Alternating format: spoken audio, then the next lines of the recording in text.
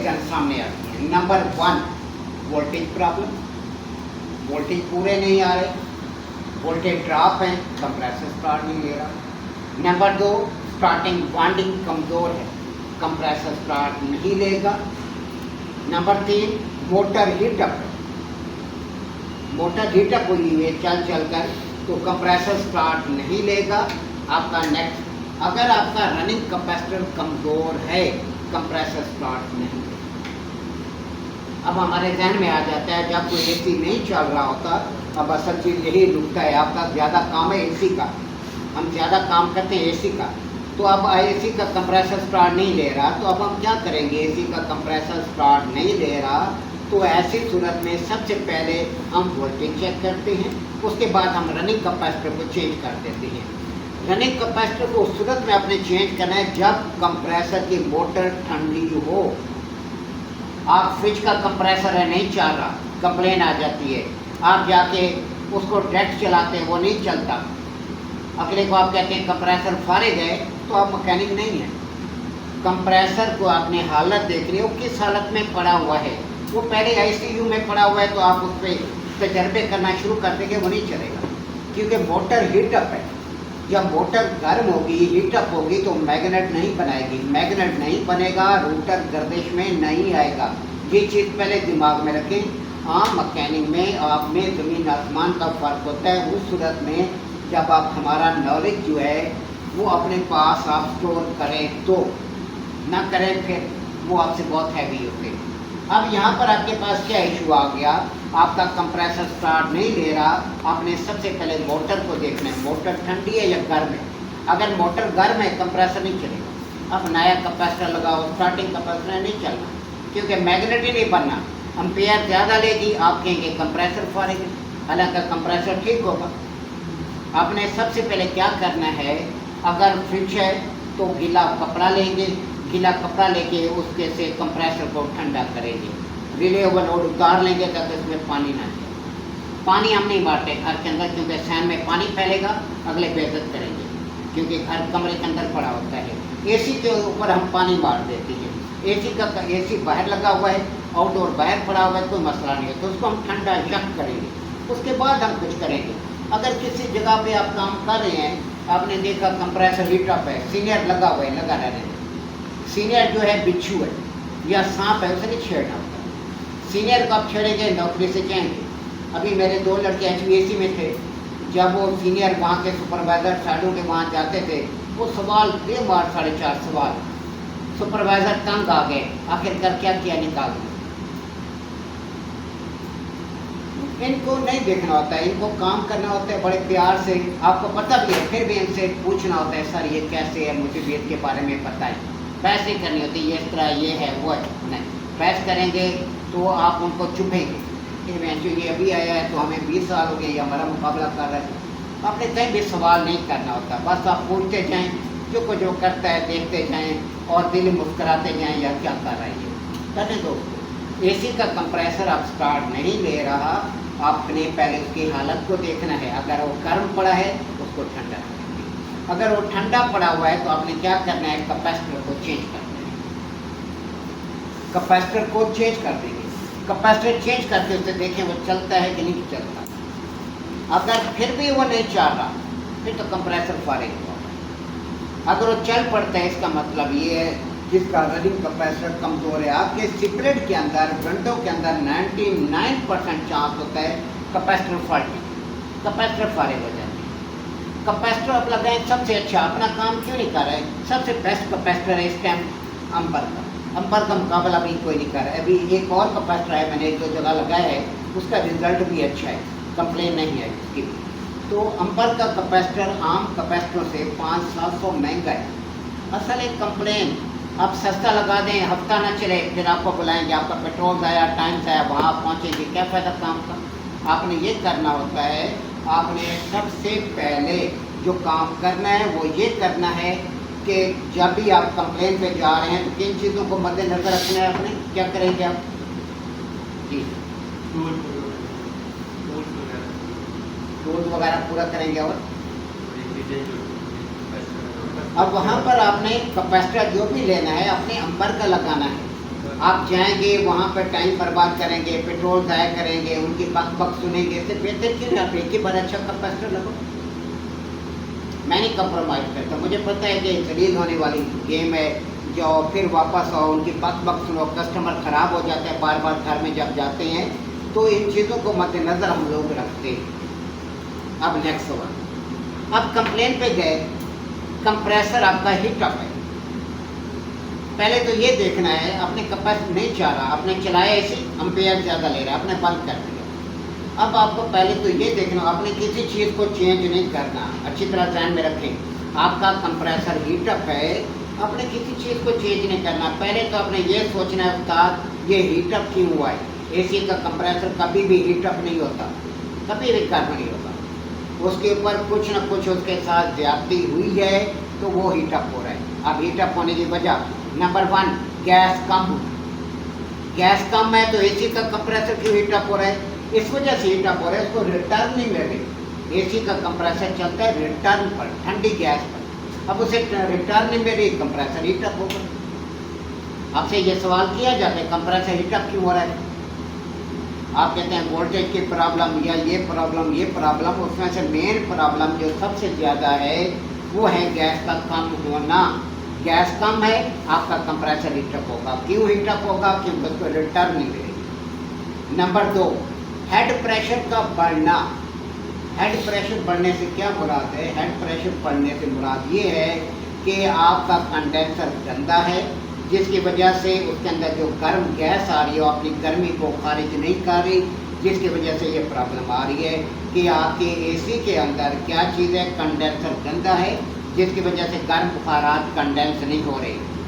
या आपका फैन सही नहीं चल रहा, आउटडोर का फैन सही नहीं चल रहा, जिसकी वजह से गर्म बुखारात कंडेंस नहीं हो रहे। या आउटडोर का फैन सही नहीं चल रहा, या एम्बिएंट टेम्परेचर बढ़ रहा है। एम्बिएंट टेम्परेचर क्या मुराद होता है, मशीन के इर्द गिर्द के टेम्परेचर को एम्बिएंट टेम्परेचर कहते हैं, सराउंडिंग टेम्परेचर। इससे क्या मुराद होती है कि बाहर गर्मी बहुत ज़्यादा है तो वहाँ जिसकी वजह से कंडेंसर का टेम्परेचर कम है तो उसकी गर्मी खारिज नहीं होगी, क्योंकि हमेशा हरारत हमेशा ज़्यादा दर्जा हरारत से कम की तरफ सफ़र करती है। तो एसी लगाते वक्त अपने ये ध्यान में रखना है कि उसका मैं आउटडोर कहाँ लगाऊं जहाँ पर गर्म बुखारात कंडेंस हूँ। अगर आप आउटडोर गलत जगह पे लगाएंगे जहाँ सुबह से लेकर शाम तक धूप पड़ती रहती है तो वहाँ पर ये प्रॉब्लम है, वहाँ ये मसला नहीं होगा। आपका एसी 12 बजे जो है वो ट्रिप कर देगा 12 बजे, फिर रात को जाके चलेगा। क्यों, क्योंकि डायरेक्ट धूप पड़ रही है, एम्बिएंट टेम्परेचर बढ़ गया। एम्बिएंट टेम्परेचर कब बढ़ता है, जब गर्म बुखारात कंडेंस ना हो। तो वो क्या वजह होगी, नंबर 1, आपकी कंडेंसर की हवा पड़ रही है, सामने दीवार है, 1 फुट 1.5 फुट के फासले में दीवार है, हवा टकरा के वापस आ रही है, वहाँ टेम्परेचर ज़्यादा है। या सामने दरख्त की टहनियाँ आ गई हैं, गर्म बुखारात कंडेंस नहीं है। या फैन की स्पीड प्रॉपर नहीं है, कंडेंसर गंदा है, तो आपका हेड प्रेशर बढ़ेगा। तो इन चीज़ों को मद्देनजर रख के काम करना होता है कि आपका हेड कंप्रेसर हीटअप क्यों हुआ। नंबर 1, गैस कम।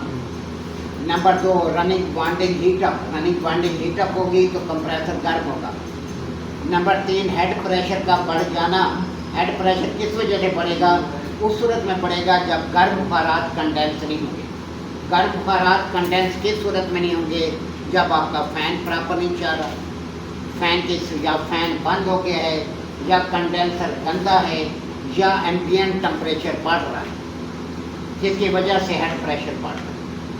असल इन चीज़ों को देखना होता है, किस वजह से हेड प्रेशर बढ़ रहा है, क्यों बढ़ रहा है, एम्पेयर क्यों ज़्यादा ले रहा है कंप्रेसर, इन वजूहात को मद्देनजर रखना होता है। अगर आपका कैपेसिटर कमज़ोर है फिर भी आपका यूनिट एम्पेयर बढ़ाएगा और ट्रिप करेगा, क्योंकि स्टार्ट ही नहीं लेगा, एम्पेयर बढ़ाएगा ज़्यादा लेगा और ट्रिप करेगा।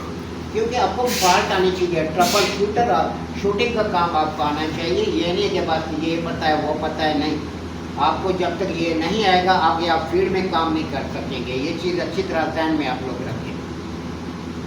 अब कैपेसिटर को चेकिंग का दौर ख़त्म हो गया। हमारी बुक्स जो हैं वो पापा हिटलर दौर की, कैद आज़म दौर की नहीं, हिटलर दौर की।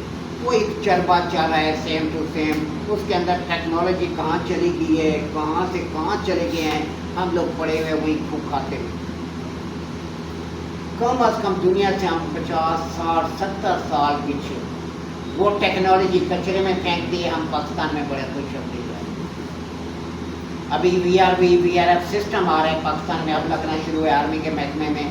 तो दुनिया के अंदर वो 1982 से है, 1982 में लॉन्च हुआ USA में VRF। अब पाकिस्तान में अब आ रहा है, वैसे 2-4 साल हुए, देखिए कितने साल हो गए, अंदाज़ा लगाएं 50, 55, 60 साल हो गए हैं उसको आए हुए, लॉन्च हुए दुनिया के अंदर। पाकिस्तान में अब आ रहा है, वहाँ टेक्नोलॉजी पता नहीं कहाँ से कहाँ चली गई और यहाँ अभी वहीं बैठे हुए। यहाँ इम्प्रूवमेंट बड़ा मुश्किल है, जहाँ पे टेक्नीशियन प्रॉपर नहीं है, यहाँ पे सामान अवेलेबल नहीं है, यहाँ पे उस कैटेगरी तक, उस जगह तक आप पहुँचे नहीं। अगर वो चीज़ें आ जाएं तो वो चीज़ें रिपेयर कौन करेगा, वो ख़राब हो जाएगी। अब नए नए फ्रिज आ रहे हैं, डिस्प्ले जिसके अंदर दे रहे हैं सामने, शहजादे ले तो लिया है, ये ख़राब होगा तो बस फ्रिज खत्म। क्यों? इसकी रिपेयरिंग नहीं होनी। अगर रिपेयरिंग होने के काबिल हो भी सही तो कहेंगे इसके पार्ट्स ही नहीं मिलते। आप जाएंगे सेंटर में, जिस कंपनी का वो फ्रिज होगा तो कहेंगे यार इसका स्पेयर पार्ट। ये मेरे साथ खुद हो चुका है, मैं गया, नहीं जी ये तो कोरिया से मंगवाना पड़ेगा, ये तो इतना खर्च आएगा, इतना टाइम लगेगा। मालिक को मैंने बताया, वो कहता है यार क्या करें। मैंने कहा कि रास्ता है सर, इसको मैं उड़ा के परे मारता हूँ, मैं आपको सिंपल वायरिंग करके आपका फ्रिज चला देता हूँ। मैंने फिर उसकी सिंपल वायरिंग करके वो जो कंट्रोल इलेक्ट्रॉनिक कार्ड वो सारा ख़त्म किया, सिंपल वायरिंग करा के थर्मोस्टेट स्विच लगा कर उनको चला के जाना। तो ये हिसाब करना पड़ता है यहाँ पर, क्योंकि नए से नए हैं, नए जितने भी आ रहे हैं, वाईफाई सिस्टम ये वो सब अजाब है, वो ट्रबल करते हैं। पास माइक सिस्टम आ गया है, वॉइस सिस्टम लग गए हैं, वॉइस सिस्टम कोई भी वॉइस हो रही हो वो ऑटोमेटिक मोड चेंज कर जाता है। चलो कूलिंग चाहिए, हीटिंग कर रहे होते हैं, कभी बंद हो रहे थे, कभी क्या होते हैं, टेंशन है, मेरे पास कंप्लेन पड़ी हुई है, आज मैंने उसको जाना है, मैं सामान लाया हूँ साथ, तो आज मैंने उधर जाना है कि वो ऑटोमेटिक मोड चेंज कर रहा है।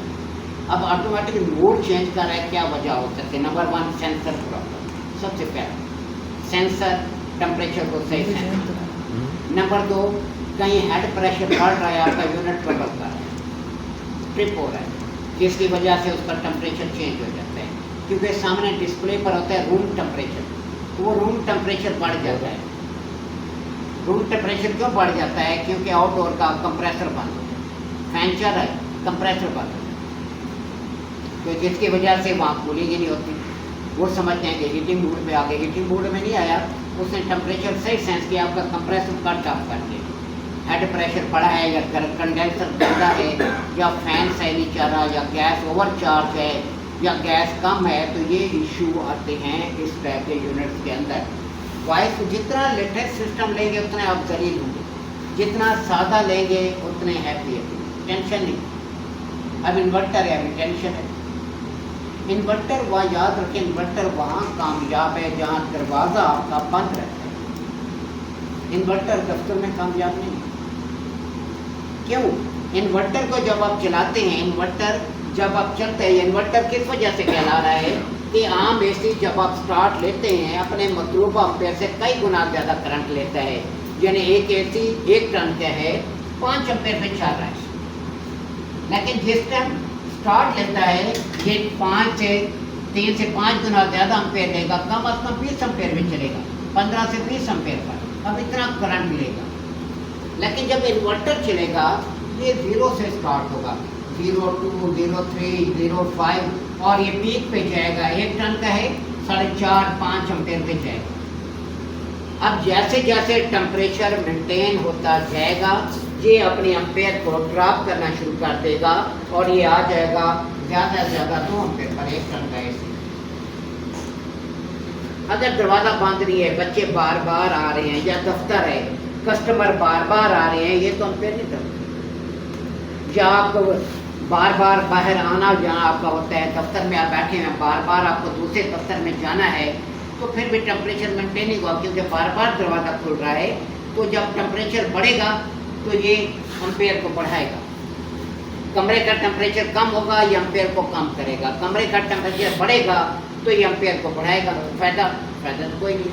2.5-3 लाख रुपए लगाने का कोई फायदा नहीं। फायदा उस सूरत में जब कमरा एयर टाइट हो, वहाँ ये कामयाब है। जब कमरा एयर टाइट नहीं है, वहाँ पर ये कामयाब नहीं है। इन्वर्टर का ये चीज़ ध्यान में रखना है। दूसरा, पाकिस्तान के अंदर इन्वर्टर का बड़ा कंसेप्ट गलत है। यहाँ पर सारा निज़ाम जो अंग्रेज़ों ने हमें बेवकूफ़ बनाया है, हम वैसे बेवकूफ़ काम में खोते हैं। जिधर लगा दिया लात, हमारे अंदर ही चलते रहते हैं। अब दुनिया के अंदर ये AC नहीं है।